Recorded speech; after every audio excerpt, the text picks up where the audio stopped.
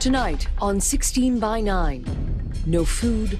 I would watch children that would consume food until they vomited because they didn't know when they were going to eat again.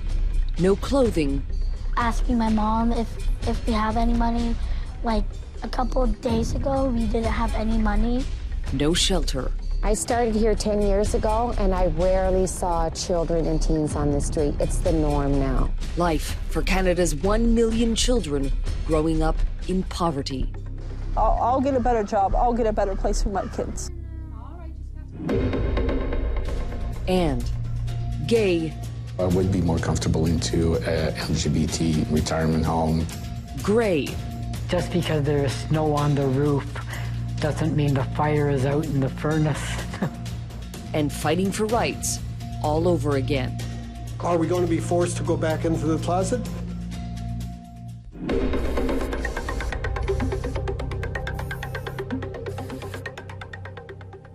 This week marks 25 years since all federal parties did something rare. They banded together behind a motion to wipe out child poverty in Canada by the year 2000. So struck were they by the kids living on next to nothing, they vowed to end it.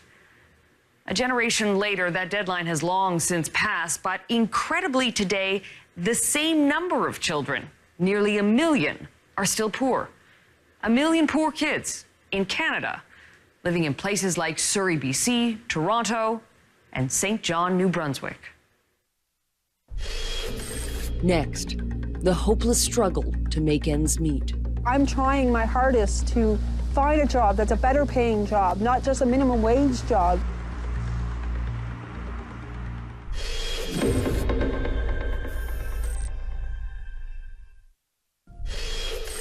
Next, refusing to go back in the closet. But as we say at Proud FM, have a great week and God save the Queens.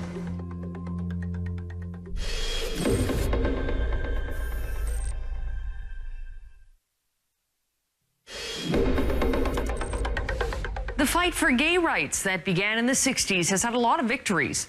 But for the people who led that fight, it isn't over. Many of those advocates will soon live in nursing homes filled with old people and old ideals. As Alison Vuchnik reports, the generation that led the struggle for equality is fighting for it once again.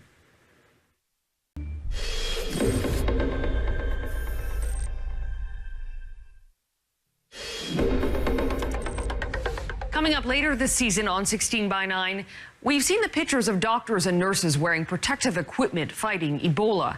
Now, some experts fear they may be at risk from the masks they wear. And that is our broadcast for tonight. I'm Carolyn Jarvis. From all of us here at 16 by 9, thanks for watching, and we'll see you next week.